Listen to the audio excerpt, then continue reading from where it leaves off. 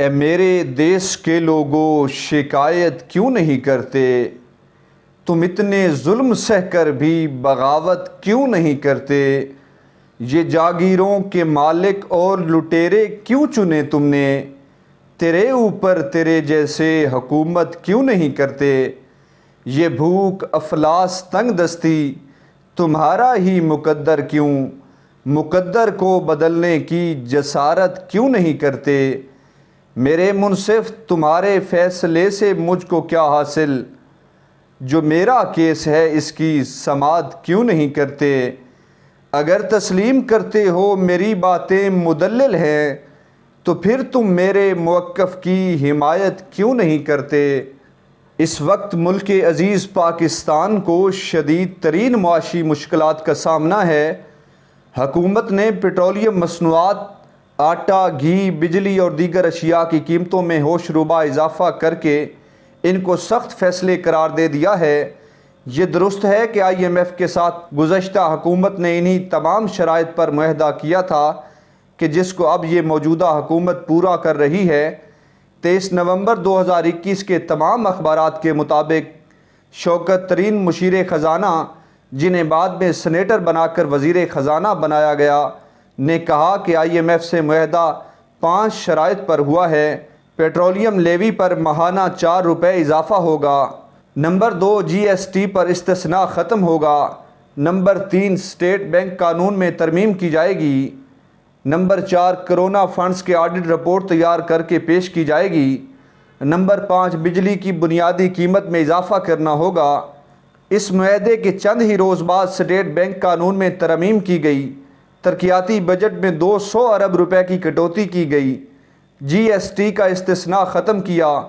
پھر عمران خان صاحب کو یقین ہو گیا کہ اب انہیں ہٹا دیا جائے گا، تو انہوں نے معاہدے پر عمل درآمد روک دیا اور وقتی طور پر مہنگائی کو قابو رکھنے کے لیے پیٹرولیم مصنوعات کی قیمتیں منجمد کر دیں۔ نئی حکومت کے اقتدار میں آنے کے بعد غریب عوام پر جو زندگی تنگ ہوئی ہے، اس کا مداوع بس یہ نہیں کہ دن رات کہہ دیا جائے کہ یہ تو پچھلی حکومت کی بچھائی ہوئی بارودی سرنگیں ہیں۔ اگر یہی کہنا تھا تو ان سرنگوں سے انہیں ہی نپٹنے دیا جاتا۔ اب یہاں چل کر اپنی سیاسی خودکشی کرنے کا فیصلہ کیوں کیا؟ یہ کام تو گزشتہ 4 سال عمران خان آپ سے بہتر طریقے سے کر رہا تھا کہ ملک کے سخت ترین حالات کی ذمہ دار گزشتہ حکومتیں ہیں۔ آپ عوام کے لیے سخت فیصلے صادر فرما کر اپنے کندھے تو اچکا چکے ہیں، لیکن اپنے ارد گرد نظر کیوں نہیں دھراتے کہ جو ایک مقروض قوم کے پیسوں پر بادشاہوں جیسی زندگی بسر کر کے غریب مقروض اور بدحال قوم کے خون پسینے کی کمائی ہواؤں میں اڑا رہے ہیں، جب سارا دن محنت مزدوری کرنے والا ایک غریب انسان اپنے بچوں کی فیس، بجلی کا بل، اپنے گھر کا کرایہ، آنے جانے کا خرچہ، اپنی ادویات کا بوجھ سمیت سارے اخراجات اپنی معمولی سی آمدن کے ساتھ برداشت کر سکتا ہے، تو پھر لاکھوں کی تنخواہیں لینے والے یہ سارا بوجھ دوبارہ سے ملکی خزانے پر کیوں ڈال دیتے ہیں؟ سپر پاور کہلانے والا ملک امریکہ کے صدر کا صدارتی ہاؤس ہمارے کمشنر سرگودا کے محل سے محض چند کنال بڑا ہے۔ ہمارے لاہور کا گورنر ہاؤس امریکی صدر کے وائٹ ہاؤس سے بھی بڑا ہے۔ برطانیہ سمیت تمام ترقی یافتہ ممالک کے وزیر اعظم کو اتنی عیاشی میسر نہیں ہوتی جتنے ہمارے ملک کے ایک ضلع کے ڈپٹی کمشنر یا ڈی پی او کو ہوتی ہے۔ وہاں وزیر اعظم سے لے کر چیف کمشنر تک سب 2 سے 4 کمروں کے فلیٹ میں رہ لیں گے، لیکن یہاں 10 کنال سے کم تو کسی ضلعی افسر کا مکان نہیں ملے گا۔ کمشنر سرگودا کا محل 104 کنال کا ہے، ڈی سی میاں والی کی کوٹھی صرف 95 کنال پر ہے، ایس ایس پی ساہیوال کی جھونپڑی محض 98 کنال پر ہے، ڈی سی فیصل آباد صرف 92 کنال کے گھر میں رہائش پذیر ہیں، ڈی آئی جی گجرانوالہ کا گھر 70 کنال کا ہے۔ ان شہنشاہوں کی سب سے چھوٹی رہائش گاہ بھی 10 کنال سے کم نہیں ملے گی۔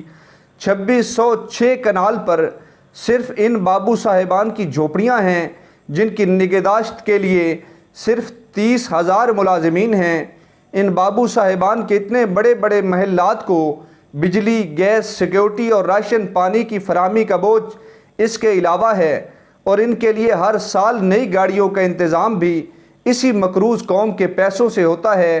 صرف ان محلات کی دیکھ بھال اور تزئین و آرائش پر 80 کروڑ روپے خرچ ہوتے ہیں۔ یہ لاہور کے 3 بڑے ہسپتالوں کے بجٹ کے برابر ہے، جہاں سارا پنجاب علاج کروانے کے لیے آتا ہے۔ صرف محکمہ بجلی کے ملازمین کو سالانہ 39 کروڑ 10 لاکھ یونٹس کی بجلی مفت فراہم کی جاتی ہے۔ یہ صرف ایک محکمے کا حال ہے، باقی آپ خود اندازہ کر لیں۔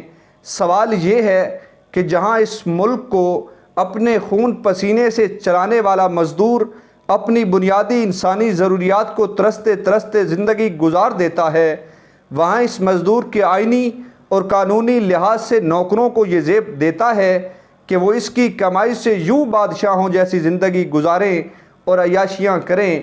آپ کسی بڑے سکول، کالج اور یونیورسٹی کے باہر کھڑے ہو جائیں، وہاں سرکاری عہدوں پر براجمان لوگوں کے بچوں کو پک اینڈ ڈراپ کی سہولیات سبز نمبر پلیٹ والی گاڑیاں دیتی نظر آئیں گی۔ ان کے گھروں میں سبزیاں لانے اور کوڑا پھینکنے کے لیے بھی ریاستی مشینری نظر آئے گی۔ برطانیہ نے جب برِ صغیر سے اپنی بیوروکریسی کو واپس بلایا تو انہوں نے ان افسروں کو اپنے ملک میں دوبارہ عوامی عہدوں پر تعینات کرنے کے قابل نہیں سمجھا، کیونکہ ان کے مزاج میں ایک غلام قوم پر حکم چلا چلا کر رعونت آ چکی تھی۔ ہمارا حوصلہ ہے کہ ہم نے ایک غلام قوم کے بنائے گئے انہی کے نظام کو آج تک سینے سے لگا رکھا ہے۔ 1956 میں ہم نے آئین تو بنا لیا، لیکن قوانین وہی رائج رکھے جو انگریز نے 1856 کی جنگ آزادی کی ناکامی کے بعد ایک باغی قوم کو تابع رکھنے کے لیے بنائے تھے۔ ہمارے ہاں آج تک بیوروکریسی کے کام کرنے کا وہی نظام رائج ہے۔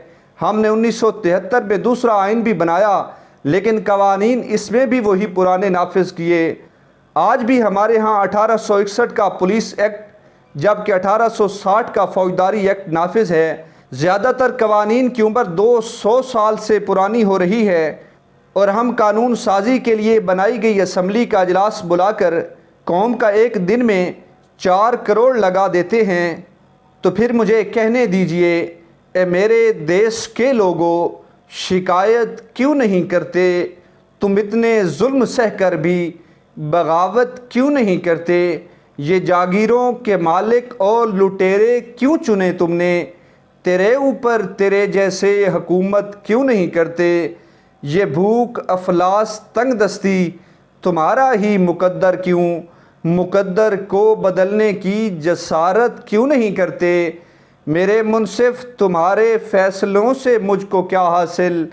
جو میرا کیس ہے اس کی سماعت کیوں نہیں کرتے؟ اگر تسلیم کرتے ہو میری باتیں مدلل ہیں تو پھر تم میرے موقف کی حمایت کیوں نہیں کرتے؟